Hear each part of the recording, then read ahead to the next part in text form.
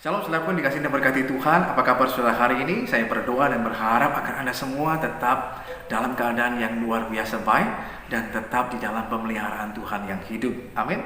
Puji Tuhan, jumpa lagi melalui tayangan berkat Tuhan hari ini. Saudara yang dikasih dan berkati Tuhan, ada sebuah ungkapan yang menyatakan dalamnya lautan dapat diduga, tetapi dalamnya hati siapa yang tahu. Hal ini menunjukkan bahwa tidak seorang pun yang tahu persis dengan tepat dan akurat apa yang terkandung dalam hati seseorang. Orang hanya bisa melihat bahkan menilai dari apa yang ditampilkan yang terlihat dari luar saja. Nah, kalau penilaian semacam ini tentu saja itu hanya sebatas asumsi dan itu tidak menunjukkan apa yang sebenarnya terjadi. Namun saudara dikasih Tuhan, yang paling tahu dengan persis, dengan tepat, akurat, bahkan mengenal kedalaman isi hati kita hanya Tuhan. Namun demikian, yang harus juga kita pahami dalam kehidupan kita, bahwa melalui masalah, kesulitan, tekanan dalam kehidupan, melalui juga ujian, melalui juga proses dalam hidup, itu akan juga dapat menyingkapkan yang terkandung dalam hati seseorang. Sebagai contoh, apabila kita berbuat baik kepada orang lain, kemudian kita memberi kepada mereka, menolong mereka dan lain sebagainya, orang lain tidak akan tahu persis apakah pada waktu kita menolong, memberi, itu semua dilakukan dengan dasar ketulusan hati atau tidak. Yang mereka tahu bahwa ketika kita memberi, mungkin dengan senyum, dengan baik, seorang melihat bahwa wah, orang ini begitu baik. Tetapi semuanya itu akan kemudian disingkapkan melalui sebuah proses, waktu, dan sebuah ujian. Ketika orang yang sudah kita tolong itu kemudian orang itu mengecewakan kita atau melakukan sesuatu yang tidak seperti yang kita harapkan, maka hal itulah yang akan menyingkapkan pada waktunya apakah betul kita memberi pada waktu memberi dan menolong itu dengan ketulusan hati atau tidak. Kalau kita melakukannya dengan ketulusan hati, maka itu nggak jadi masalah. Kita tetap bisa mengasihi dan memberkati orang tersebut, bahkan mengampuni. Tetapi kalau kita melakukannya tidak didasari dengan ketulusan hati, maka kita akan ngomel, kita akan marah, kita akan mengungkit-ungkit apa yang sudah kita lakukan. Itu artinya kita melakukannya tidak dengan ketulusan hati. Nah, akhirnya apa yang di dalam kita itu akan dinyatakan, disingkapkan melalui hal itu semuanya. Nah, saudara, hari ini kita mau belajar dalam kehidupan kita bagaimana agar kita bisa memiliki hati yang baik dan berkenan kepada Tuhan.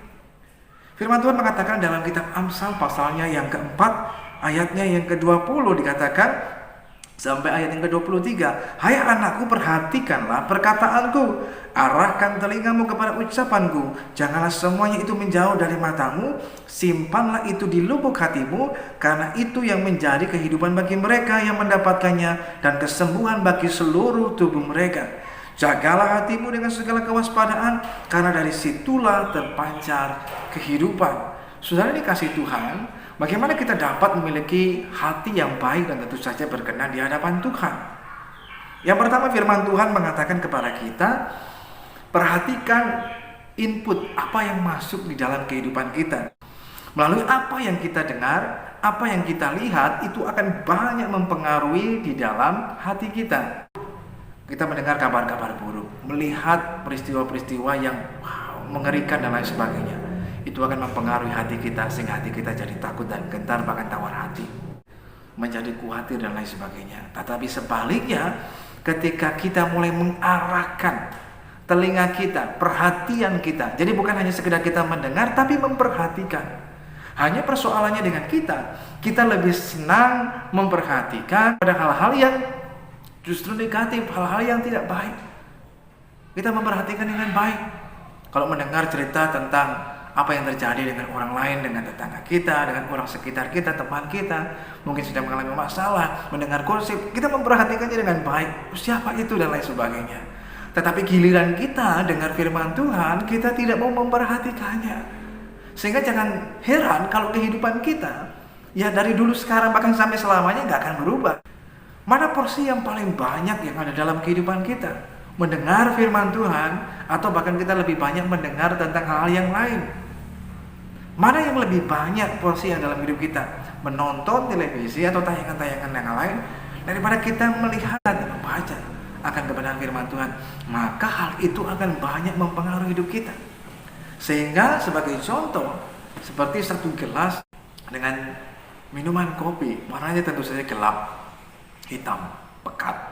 Tetapi ketika itu terus diisi dengan air yang jernih, lama-kelamaan, ketika itu terus diisi dan terus diisi, maka yang ada di dalam gelas yang berisi dengan kopi, yang warnanya hitam itu akan keluar yang di dalam dan digantikan dengan air yang jernih. Sehingga tadinya gelas penuh dengan kopi yang warnanya hitam berubah menjadi gelas yang penuh dengan air yang jernih, yang bersih. Demikian halnya dengan kehidupan Anda dan saya, hati kita akan berubah. Mungkin hati kita sebenarnya hati yang tidak baik, tinggi hati, mungkin kita memiliki iri hati dan lain sebagainya.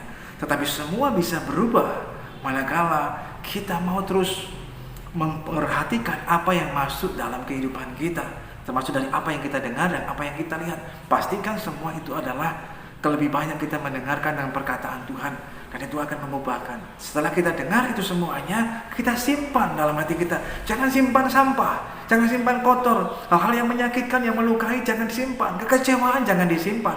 Itu hanya akan menimbulkan akar pahit dalam hidup kita.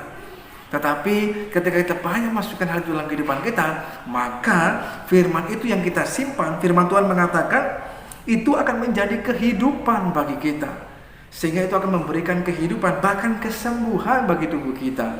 Manakala hati kita dipenuhi dengan firman kebenaran, kita simpan itu akan membuat hati kita menjadi gembira, penuh sukacita. Tidak ada lagi luka hati, tidak lagi kekecewaan, pahit hati atau sakit hati, iri hati dan lain sebagainya. Masalah hati clear semuanya. Hati kita sembuh dan pulih. Itu sebabnya kita akan memancarkan kehidupan buat orang lain. Bukan karena kemunafikan, bukan karena dibuat-buat, tetapi itu tulus keluar dari hati kita, keluar dari hidup kita. Termasuk pada saat kita melayani, memberkati orang banyak dan lain sebagainya. Sehingga segala sesuatu yang keluar dari hidup itu akan mempengaruhi hidup.